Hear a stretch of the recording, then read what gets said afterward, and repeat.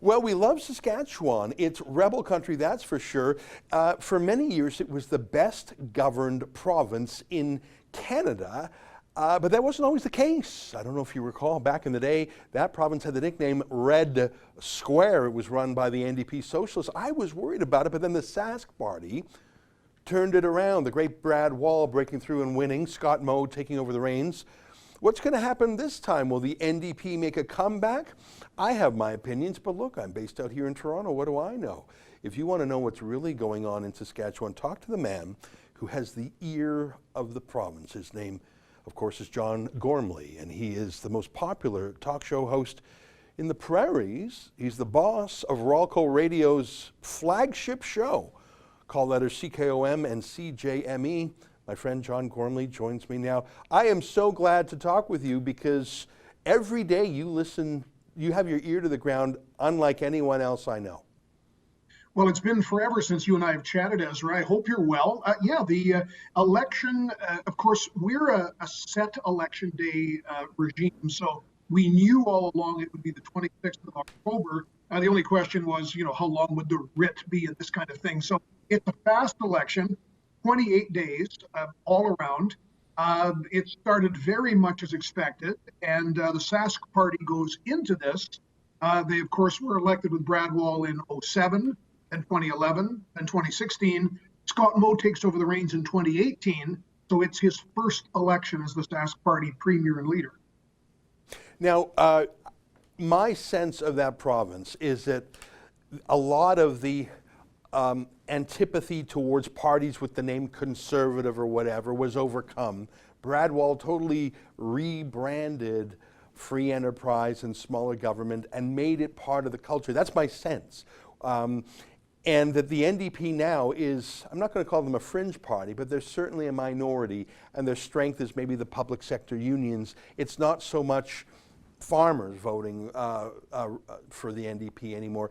Am I as aesthetically or emotionally summing it up that the Sask party is now sort of the center of opinion, and the NDP is more the left, and the left in Saskatchewan just isn't that big anymore?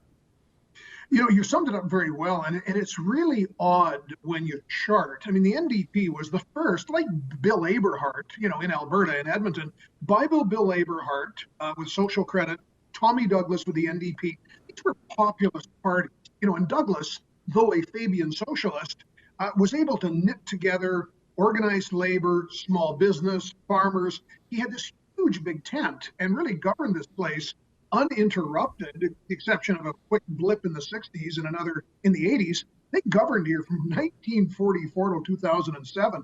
So the NDP has very much moved now to a much more further left, university academics, social justice activists, many of the public sector people. The Sask party, which was a formulation in 1997, where 4 Liberal MLAs and 4 Conservative MLAs joined together, but more than the center-right axis, they broke the back of the old vote split. Mm-hmm. Only twice in that long run since 1944 had the NDP actually, I think it was 3 times, not twice, 3 times, taken 50% of the vote.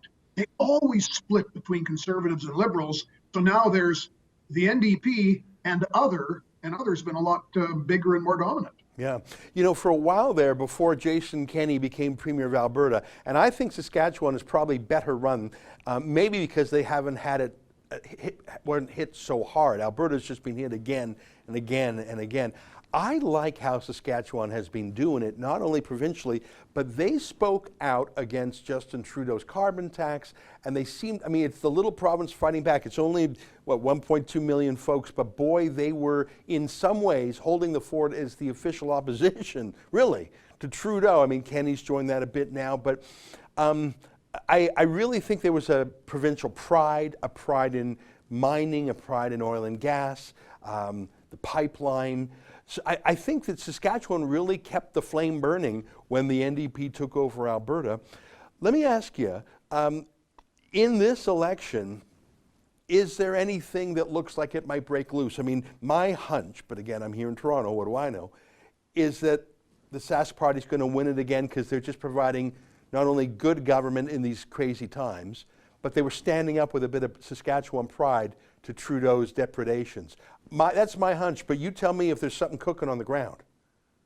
Not much. There is a softening. Of course, Regina, when the NDP starts to come back, they usually come back in Regina. Of course, it's the capital city.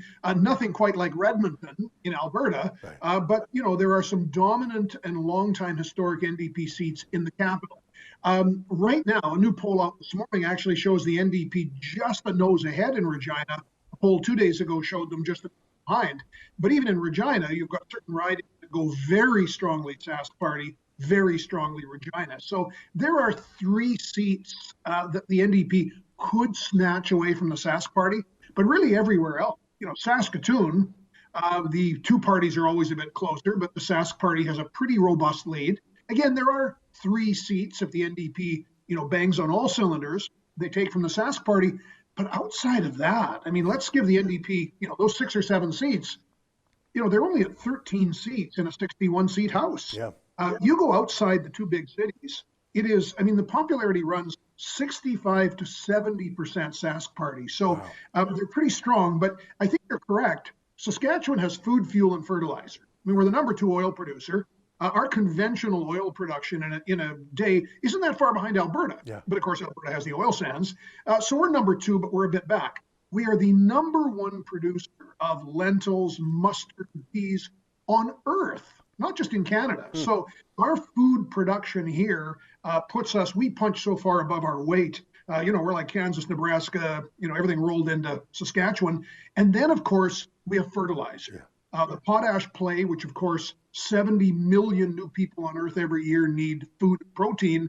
They need potash. So we're a more diverse economy than Alberta. And unlike Alberta, and I lived and practiced law in Edmonton for a number of years, sadly, when Alberta is rocking, all cylinders are clicking, Alberta tends to spend to meet the surplus. Right. Then, of course, when there's a downturn, it's a really tough remake. Saskatchewan is much more conservative fiscally. Even in the old NDP days, they were socialists, but they were very conscious on balanced budget. Right, so that's true. There's a thing in our DNA which, you might grow and expand a bit, and we've got a $2 billion deficit.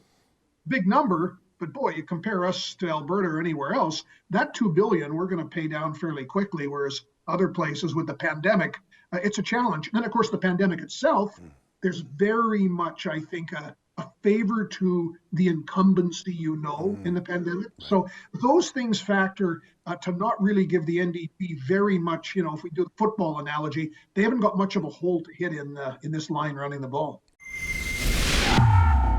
That's an excerpt from my daily show, the Ezra Levant Show. Every day I do a monologue on the news of the day, then I interview an interesting guest, and then I read my hate mail. You gotta subscribe. Go to rebelnews.com.